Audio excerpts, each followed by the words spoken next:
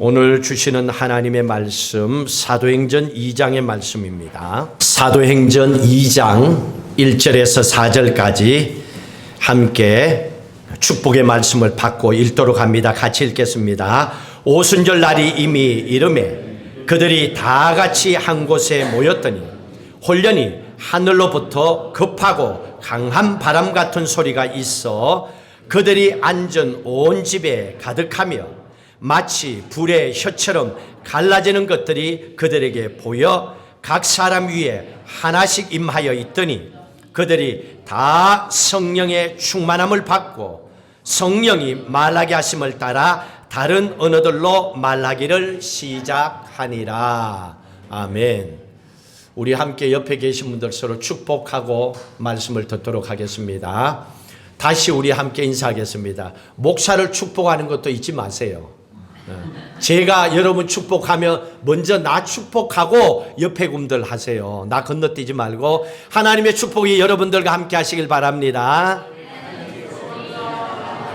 아멘. 옆에 계신 분들, 뒤에 계신 분들 서로 축복하십시오. 하나님의 축복이 우리 모든 믿음의 가정 위에 함께 하시기를 바랍니다. 인간의 역사와 하나님의 역사가 마주치는 지점을 보면요, 하나님의 역사는 구약시대, 신약시대, 그리고 교회시대, 성령시대죠. 이렇게 이루어졌습니다. 구약시대를 보면 성령 하나님께서, 삼위일체 하나님 가운데서 성령 하나님께서 직접 일하시고 창조하시고 아버지 성부 하나님께서 가장 많이 일하시는 모습을 봅니다. 신약 성경에 와서 신약 시대에 보면 성자 예수님께서 인간의 육신의 몸을 입고 직접 이 땅에 오셨습니다. 이 땅에 오셔서 공생의 3년을 함께 사역을 하시고 예수님께서 이 땅에 계신 시간은 33년의 짧은 시간이, 그리고 예수님께서 부활 성천하셨습니다. 그 이후에 성령님께서 오셨고 교회 시대가 시작되었습니다. 지금 우리는 교회 시대, 성령 시대 가운데 살고 있습니다. 왜냐하면 예수님이 아직까지 재림하시지 않았기 때문에, 아직까지 오시지 않았기 때문에, 오시게 되면 우리는 다 우리의 고향으로 돌아가게 됩니다. 자, 오늘 본문의 말씀이 교회 시대, 성령 시대가 시작되는 바로 그 시점입니다. 사도행전 2장에 나오는 사람들을 보면요, 모두가 무명이에요. 특별히 뛰어나거나 유명하거나 학벌이 좋거나 한 사람도 없습니다. 그런데 이분들이야말로 이 시대에 또 오늘 하나님의 역사에 새로운 장을 열어가는 굉장히 중요하고 위대한 믿음의 사람들이었다는 걸 알 수가 있습니다. 첫 번째로, 그러면 성령 하나님께서 어떤 사람들에게 임재하셨는가, 함께 하셨는가? 1절 2절의 말씀 같이 다시 읽도록 합니다. 오순절 날이 이미 이르매 그들이 다 같이 한 곳에 모였더니, 그들이라고 분명히 얘기하고 있습니다. 이 그들이 누굽니까? 예수님의 부활 성천을 보았던 제자들이지요. 지금 마가의 다락방에 모였던 120명의 제자들이었습니다. 예수님께서 부활 성천하시면서 제자들을 불러 모으셨습니다. 그리고 이렇게 말씀하셨습니다. 너희가 예루살렘을 떠나지 말고 아버지가 너희에게 주실 선물, 성령을 기다리라고 1장에서 말씀해 주셨습니다. 성령을 기다리라고. 그들이, 그 말씀을 들었던 제자들이 모여서 오로지 기도에만 힘썼습니다. 오직 기도에 힘썼습니다. 성령 하나님은 어떤 사람들 위에 임하셨습니까? 간절히 기도에 힘쓰는 사람에게, 간절히 하나님 앞에 나와서 매달리는 자들에게 성령이 임하셨다는 얘기입니다.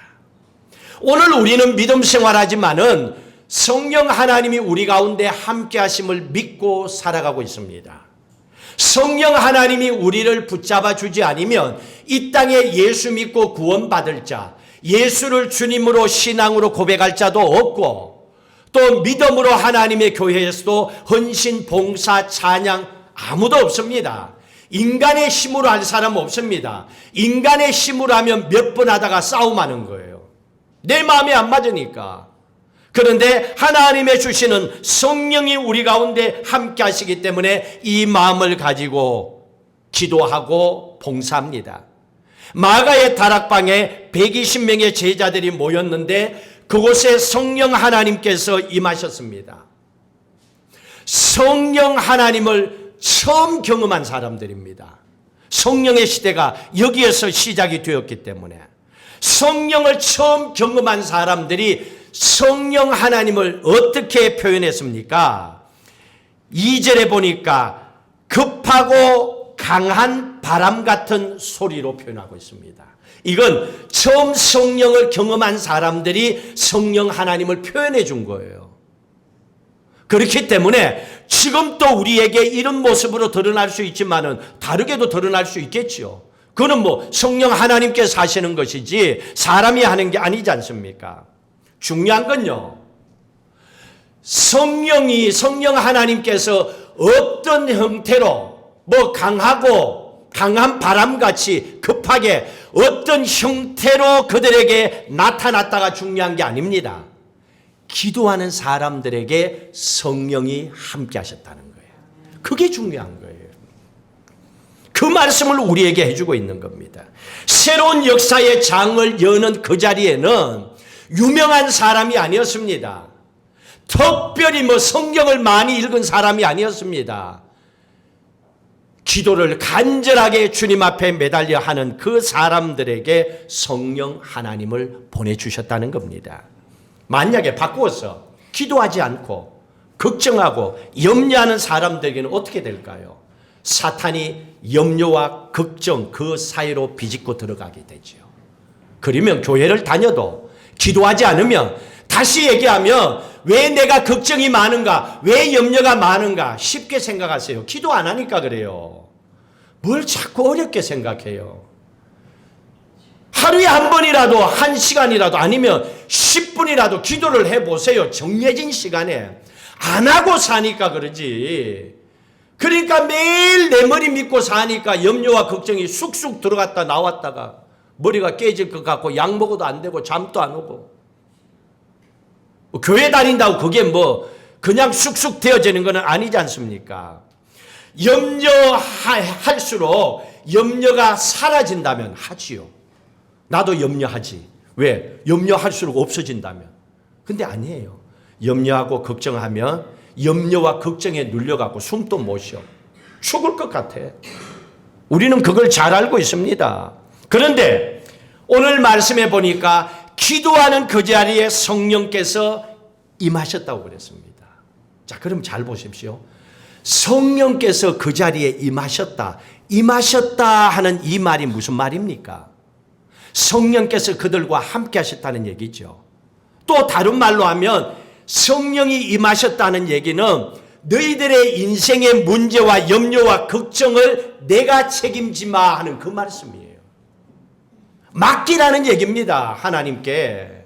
염려와 걱정되는 문제를 맡기라는 얘기입니다. 그래서 기도하는 거예요. 여러분, 기도는 시간이 남아서 할 일이 없어서 기도하는 게 아니에요. 기도는 내 힘으로 안 되기 때문에, 염려와 걱정이 되기 때문에, 한치 앞을 볼 수가 없기 때문에 아무리 내가 해도 해결이 안 되니까, 기도밖에 없으니까 그래서 기도하잖아요. 그러면 어떻게 해야 됩니까? 하나님께 맡겨야죠. 기도하면서도 내 힘으로 해결하고 내가 기도해갖고 해결했다 뭐 이런 거 자랑하려고 기도해요? 그럼 처음부터 다시 하세요. 그거 아니에요. 성령 하나님이 우리 가운데 임재하셨다. 성령 하나님께서 내 인생의 주도권을 가지고 있다. 내 인생의 주인이 되셨다. 그 말이에요. 그러면 기도하는 사람들에게 성령께서 임하시면 성령 하나님께서 우리에게 하시는 말씀이 뭡니까? 내가 너 인생 책임지 마. 내가 너의 그 인생의 문제 내가 알고 있으니까 해결해 주마. 그거 맡겨라. 이게 기도입니다. 기도하고도 그대로 똑같이 걱정하고 근심한다. 그 기도 아니에요. 그냥 몇 마디 하고 가는 거예요. 기도는 맡기는 거예요. 믿고 맡기는 거예요. 왜? 성령 하나님이 살아계시니까. 우리는 살아계신 하나님을 믿는 거지 뭐 나무를 믿는 거 돌을 믿는 게 아니잖아요. 정말로 여러분 안에 살아계신 하나님을 믿는 신앙의 고백이 있습니까? 그렇다면 성령 하나님께서 우리 가운데 임하셨다 하는 이 말씀을 깊이 있게 알고 우리의 삶의 모든 문제를 기도하면서 나아갈 때에 하나님께서 하나님의 방법대로 이 문제도 자식도 또한 앞으로 우리의 사업도 우리의 건강도 하나님은 도와주신다 하고 믿음으로 기도하고 선포하고 나가는 거예요.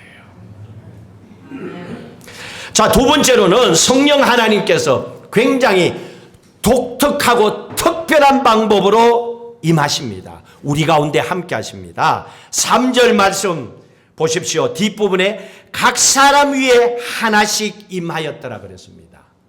각 사람 위에 하나씩 각자에게 퍼스널로 하나님께서 임하셨다는 거예요. 여러분 세상에 이런 게 어디 있습니까? 어떻게 이렇게 많은 사람이 모여있는데 한 사람 한 사람에게 할 수 있어요? 그건 안 되죠. 손을 갖다 대더라도 악수를 하더라도 한 사람 한 사람 다 해야 악수한 거지. 근데 여기에서 각 사람 위에 하나씩 임했다 그랬습니다. 어떤 말입니까? 성령 하나님은 사람이 아니라는 거예요. 영이라는 거예요. 눈에 보이지 않는다는 얘기입니다. 영이시기 때문에 충분히 한 사람 한 사람 위에 임할 수가 있다는 얘기입니다. 자, 그런데 예수님께서 요한복음 16장 7절 이하에 보시면 이런 말씀을 하셨습니다. 제자들에게 내가 떠나는 것이 너희들에게 유익하다라고 얘기하고 있습니다. 말씀에 나오죠. 내가 떠나는 것이 너희에게 유익하다. 내가 떠나지 아니하면 보혜사가 너희에게 오시지 아니할 것이다. 내가 떠나야 보혜사 성령 하나님이 오신다고 예수님이 말씀하셨거든요. 근데 여기에서 우리가 이해가 되지 않는 것은 예수님께서 떠나는 것이 제자들에게 유익하대요. 부모가 자식을 떠나는 게 자식에게 유익하대요. 아니지요. 부모가 안 죽고 영원히 같이 있는 게 자식들에게 힘이 되지 떠나는 게 뭐 유익해요. 근데 예수님께서 저 말씀을 하셨습니다. 왜 그럴까요? 지금 현재 예수님은 인간의 몸을 입고 이 땅에 와서 제자들과 함께 계십니다. 그러다 보니까 예수님께서 만난 사람, 예수님과 함께 했던 사람은 12명의 제자뿐이었지요. 함께 동행한 사람은. 나머지 사람들은 갈 때마다 만났던 사람들입니다. 왜? 예수님께서는 인간의 몸을 입고 이 땅에 오셨잖아요. 이 예수님께서는 시 공간의 제한은 받지 않습니다. 그러나 여기서 한 가지 육체를 가지고 계셨기 때문에 만나는 사람들에게는 한계가 있었던 거예요. 그러면 갈릴리에 있을 때는 갈릴리 사람을 만났던 거예요. 근데 성령 하나님은 어때요? 다르잖아요. 영이시잖아요. 근데 예수님께서 부활 성천하신 이후에 지금은 상관없어요. 지금은 육신이 아니고 영이시니까. 그래서 얘기하는 거예요. 육으로 너희를 만난 내가 떠나야만이 영이신 성령 하나님께서 너희와 함께하고 영원히 함께하고 너희들에게 그게 유익한 것이다라고 예수님께서 말씀하셨습니다. 그래서 성령은 각 사람에게 임하신다 하는 말씀을 영적으로 우리에게 말씀을 해주고 있습니다. 가끔씩 사람들은 이렇게 얘기하죠. 믿음 생활 열심히 하고 싶어서 나도 예수님 시절에 태어났더라면 예수님 따라다니면서 기적도 보고 말씀도 듣고 아멘 하고 그렇게 살았을 텐데 얼마나 은혜가 넘쳤을까 이렇게 생각할 때가 있습니다. 근데 진짜일까요? 여러분 예수님 계실 때 여러분 그때 있었다면 예수님 말 졸졸졸 따라다니면서 아멘 하고 은혜 받고 이랬을까요? 요즘이나 그때나 비슷해요. 여러분 우리 주일날만 예배 나오는 것도 요즘은 기적 아니에요? 할 일이 너무 많은 세상이잖아. 갈 곳이 너무 많은 세상이잖아요. 그런데 주일날 예배 나온다. 어우 기적이죠. 그런데 뭐 예수님 시절에 착각이죠. 그때 안 살아봐서 그래. 만약에 우리가 예수님 시절에 태어났다면 확률적으로 예수님의 제자들처럼, 순교했던 제자들처럼 예수님 옆에서 말씀 듣고 은혜 받고 기적을 보고 살았던 것보다도 없이 하소서 십자가에 못 박혀 하소서했던 그 군중들에게 들어갈 퍼센테이지가, 우리가 들어갈 퍼센테이지가 훨씬 크다는 걸 인정해야 돼요. 우리가 인간이니까. 우리의 믿음을 보세요. 우리의 기도의 삶을 보세요. 과연 여러분들의 믿음의 생활로 예수님의 제자들과 함께 그 자리에 서고 함께 갈 수 있다고 생각합니까? 그러면 너무 좋지요. 근데 우리는 은혜만을 생각하니까 그런 생각이 듭니다. 우리가 구약의 시대 때 아브라함 때 태어났더라면, 우리가 신약 시대에 바울이 있을 때 같이 태어났더라면, 그런데 만약에 그때 태어났다면 지금 나의 신앙의 모습을 본다면요, 감히 하나님을 만날 수도 없고 예수님을 만날 수도 없는 부족한 자리에 있을 수도 있습니다. 그러니 지금이 감사하죠. 오늘 예배 드리는 자리에 우리가 나와 있다는 게 얼마나 감사합니까? 이게 지금 교회 시대에 살고 있고 성령 시대에 살고 있기 때문에 그렇습니다. 은혜의 시대에 살고 있기 때문에 그런 거예요. 그래서 지금은 우리가 예배에 나와서 은혜 받고 교회에 나와서 성령의 충만한 은혜 가운데 살아가도록 하나님이 우리 가운데 함께 하셨던 겁니다. 그래서 성령 하나님을 각 사람들이 다 함께 모시고 살아갈 수가 있는 거예요. 우리 안에 성령 하나님이 계시니까. 그래서 우리가 이만큼 믿음으로 그래도 예배, 은혜, 찬양, 감사 이러고 살아갈 수가 있는 거예요. 성령 하나님 우리를 도와주시기 때문에 우리가 뭘 좀 하려고 하면 우리를 툭 치잖아요. 야, 이 길로 가야지. 네가 가는 길은 여기야. 이렇게 가르쳐 주시잖아요. 그게 은혜잖아요. 그게 감사잖아요. 우리가 이 자리에서 기도하는 그 시간에 성령 하나님께서 우리 가운데 함께 하신다는 걸 우리는 믿고 있습니다. 그래서 말씀을 들으면서도 아멘 하면서도 저 말씀대로 나도 그렇게 살기를 원합니다. 기도하잖아요. 그러면 그 기도를 내 안에 계신 성령 하나님께서 들으시잖아요. 지금 은혜의 시대, 성령의 시대 우리가 살고 있기 때문에 그래서 우리가 믿음을 이만큼 지켜나갈 수가 있는 겁니다. 그러니 지금이 우리에게는 가장 감사하고 축복된 예배의 자리입니다. 성령 하나님께서 우리 가운데 계신 거, 내주하시는 거, 내주하시는 성령과 함께 살아가는 가장 축복된 인생, 가장 위대한 존재가 우리라는 걸 믿고 사시기를 주의 이름으로 축복합니다. 그래서 여러분 기억하셔야 돼요. 여러분 자신을 보고 야, 너는 참 대단하다. 한번 따라해 봅시다. 너는 대단하다. 왜 그럴까요? 우리 안에 성령 하나님 계시니까. 얼마나 큰 축복이에요. 실수할 것 같고 잘못할 것 같으면 우리를 가이드해 주잖아요. 카운셀 해주잖아요. 그게 보혜사, 카운셀러, 성령님이잖아요. 한 가지 더 보셔야 됩니다. 4절의 말씀 같이 읽습니다. 그들이 다 성령의 충만함을 받고 성령이 말하게 하심을 따라 다른 언어들로 말하기를 시작하니라. 여기 보세요. 성령이 말하게 하심을 따라, 성령이 말하게 하심을 따라 다른 언어로 말하기 시작한대요. 여기에 120명의 제자들과 더불어 디아스포라, 흩어졌던 유대인들이 여기에 다 모였습니다. 그러니 모인 사람들이 입에서 나오는 말은 자기가 태어난 곳의 말을 할 거 아니에요. 뭐 스페니시, 자페니스, 뭐 아니면 축, 뭐 아메리칸 다 각 나라 말을 할 거 아니에요. 여러 나라에서 모였으니까. 그러니까 여기에 모인 모든 사람들은 120명의 제자와 더불어 각자의 언어로 말을 하는 거예요. 그럼 당연히 못 알아듣지. 그러니까 보세요. 우리 한국 사람들이 예배 드리는데 외국 사람들이 오고 싶어도 못 오잖아요. 무슨 말인지 모르니까. 근데 그분들이 성령 하나님을 통하여 오늘 이 말씀처럼 성령이 말하게 하시고 성령이 통역해 주면요, 제가 설교하는 것도 그 사람들이 알아들어요. 지금 그걸 얘기하는 거예요.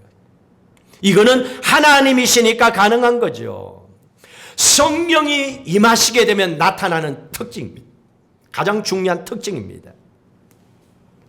다른 언어로 말하는데 모든 사람들이 다 알아들었어요. 그래서 저도 어떤 때는요, 이렇게 기도했어요. 영어도 잘 못하고 언어에 대한 이 두뇌도 언어에 대해서 좀 뛰어난 탤런트가 있어요. 들으면 그냥 외국어를 잘하는 사람이 있고 그냥 책을 씹어 먹어도 안 되는 사람이 있어. 그래가지고 어떤 분 보니까요, 방언의 은사를 받았는데 언어의 은사를 받았대. 그래갖고 교회 와서 제가 학창시절 때 어떤 목사님이 영어로 막 하고 방언하고 이런 거예요. 신기한 거예요. 그래서 기도하면 영어도 되는구나. 그래서 제가 기도를 했어요. 영어가 안 돼요. 그거 아무한테 주는 거 아니야.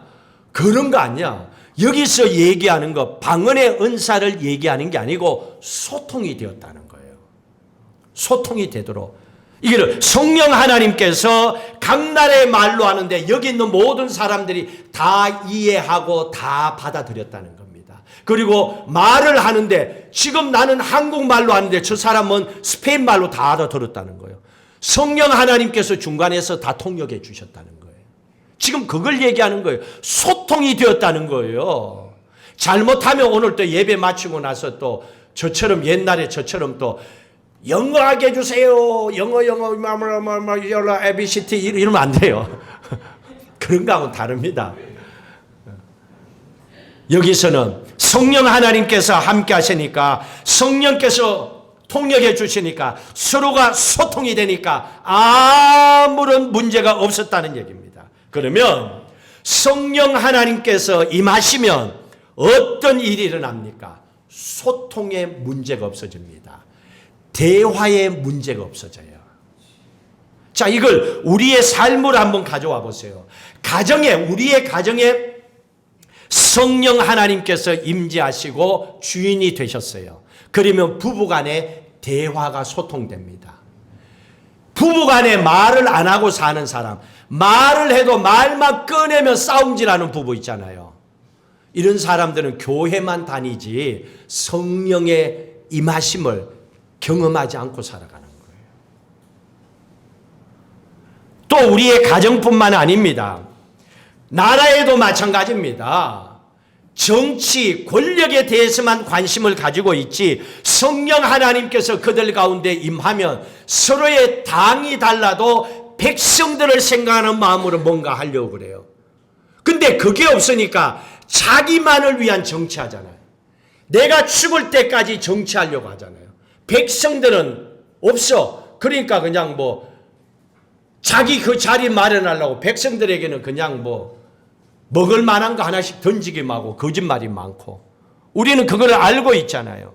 소통이 안 되는 겁니다. 나라와 나라의 사이에도 국민들과 정치인들도 소통이 안 돼요. 선거할 때만 보이지 선거하기 전에는요 아예 코빼기도 안 보여. 전부 다 그냥 국회에서 자기들 자리 처음 차지하려고 지 혼자서 나라 다 하는 것처럼 백성들에게는 물어보지도 않고 시끄럽기만 한 거예요. 소통이 안 되는 거예요. 그거는 우리 교회의 공동체도 어때요? 모이면 교회에서 싸움질하고 욕하고 여러분 그런 교회들 있잖아요. 교회 공동체 사이에서도 성령께서 임하시면 서로가 마음이 열리고 대화가 통하고 소통이 되는 거예요. 왜? 성령 하나님께서 책임지신다. 성령 하나님께서 우리 가운데 함께 하신다. 이건 다른 게 없어요. 기도가 생활이 돼야 돼요.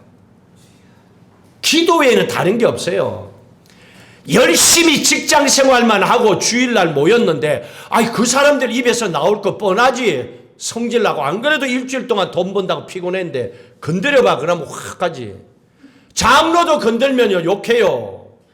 그러니까 피해 다녀요. 여러분 교회에서는 가능하면 가까이 가지 마요. 딱 영적인 분별이 잘해야 돼. 저 사람이 이만큼 올라갔구나. 그럼 저 옆에 가서 밥 먹어야 돼.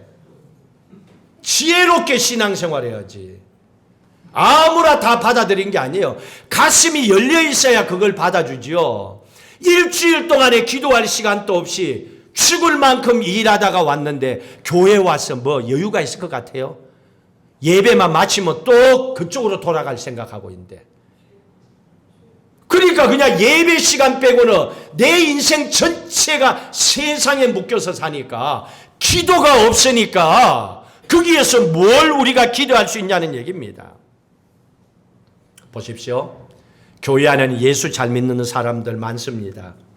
믿음 생활 잘하는 사람도 많아요. 기도 생활 열심히 하는 사람도 많습니다. 성경 많이 읽는 분들도 교회에 많이 있습니다. 그런데 이거 다 해요. 이거 다 하면서도 한 가지, 남의 말을 안 듣는 사람이 있어요. 저 사람의 말을 안 듣는 사람이 있어요. 무조건 독불장군이야. 내 생각대로만 해. 성경의 말씀에 보시면 예수님은 항상 들어주셨어요. 예수님을 닮아가야 되는데 성경은 많이 읽고 믿음 좋고 기도 생활 많이 했는데 기도하면 할수록 고집이 더 세. 자기 주장이 더 세. 감당을 못해. 한다는 얘기가 너는 내만큼 기도하냐. 그러면 할 말 없지. 그럼 뭐 싸우려고 뭐 그런 거 하려고 기도 많이 하나? 바르게 해야죠. 진짜 성령 하나님이 함께하는 사람은 귀를 기울일 줄 아는 사람이에요. 교회 오면 누가 아팠을까? 누가 힘들었을까? 한 주간에 어떻게 지냈을까? 여러분 이게 예수님의 마음 아니에요? 그냥 자기만 돌아보고 그러면 교회에 누가 오겠어요? 힘들지요. 우리가 함께 예배 자리에 달려 나오는 거 정말로 성령을 받은 사람이라면, 성령이 우리 가운데 함께하는 사람이라면 다른 사람의 말을 듣기를 원합니다. 다른 사람의 필요한 것이 뭘까? 내가 할 수 있으면 도와주면 되니까. 할 수 없으면 할 수 있는 사람하고 연결시켜주면 되니까. 이게 교회 아니에요? 교회는 인생을 포기하고 온 사람에게 다시 생명줄을 연결시켜주는 것이 그게 교회예요. 근데 많은 사람들은 이렇게 생각합니다. 힘들고 어려우면 마지막에 교회는 한번 갔다가 죽자. 근데 교회 가니까 아무도 나를 안 붙잡아줘. 그럼 죽어. 이건 교회의 모습이 아니에요. 하나님은 그걸 우리에게 얘기하고 있습니다. 소통이 되고 또한 대화가 되고 또 서로가 아픈 것을 돌아볼 줄 알고 내 마음을 들어줄 수 있는 것. 내가 말을 할 때 말을 잘 못하는 사람이라 하더라도 자신감 있게 얘기하면 상대가 알아듣잖아요. 그러니까 그걸 들어주려고 하는 사람들. 제 보세요. 목소리가 왜 크겠어요, 제가. 제 목소리는 이게 기본이에요. 미안하지만. 이거보다도 낮추면 사랑하는 성도 여러분, 내가 하는 말을 알아듣습니까? 이래 되면 안 되는 거야. 내가 보통 이게 목소리야. 일상생활에. 왜냐하면 연세 드신 어른들 잘 안 들리니까 잘 들으라고 하다 보니까 톤이 기본이 올라간 거야. 그래서 연세 드신 분들은요 좋아해요. 뭐 무슨 말이든 상관없어. 하나님 말씀 어차피 할 거니까 귀가 시원해. 근데 어떤 사람은 입에 넣어놓고 뭘 던지는지 몰라. 그럼 불편할 수 있겠지요. 자신감 있게 표현하면 되는 겁니다. 말을 잘하고 못하고 이게 중요한 게 아닌 겁니다. 성령 하나님께서 우리 가운데 함께 하신다. 그 특징이 뭐냐? 바로 이겁니다. 성령 하나님께서 함께 하시면 소통에 문제가 없습니다. 대화에 문제가 없어요. 그러니까 여러분, 대화가 잘 안 된다. 또 뭐 서로가 해도 저게 무슨 말이야? 20년을 살아도 아내가 얘기하는 게 무슨 말인지 몰라. 여러분 이건 기적 아니에요? 이건 너무 신기하지. 그래도 살아가는 거 보면. 그냥 굴러가도 비스무리하게 그냥 알아듣는 게 있잖아요. 대화가 되고 소통이 돼야죠. 이걸 얘기하는 겁니다. 성령 하나님께서 우리에게 오신 이유입니다. 2000년 전에 오늘 오순절 다락방에 성령 하나님께서 오셨습니다. 그리고 지금까지 예수님께서 재림하지 아니하셨습니다. 다시 오지 아니하셨습니다. 그럼 지금 우리는 여전히 교회 시대, 성령 시대, 은혜 시대에 살아가고 있습니다. 우리 각 사람에게 그 성령 하나님께서 임재하고 계심을 믿으시기 바랍니다. 그리고 그 성령 하나님께서 여러분 한 사람 한 사람과 함께 합니다. 그러면 우리가 어떻게 해야 됩니까? 기도할 때 성령이 임하셨다 그랬습니다. 그러면 기도하십시오. 기도하실 때 임하셨으니까. 또 우리 각 사람 위에 성령 하나님이 임재하셨다 그랬습니다. 그러면 우리가 간절히 성령을 사모하고 기다려야지요. 기도하는 가운데. 그렇게 하면 되는 겁니다. 그리고 가정과 일터로 돌아가셔서 여러분 가족과 또한 직장에 함께 있는 모든 사람들과 더불어 마음을 열고 함께 대화하고 소통하는 하나님의 자녀들의 삶을 살아가셔야 됩니다. 그 믿음의 삶을 또 한 주간 사시며 승리하시기를 주의 이름으로 축복합니다.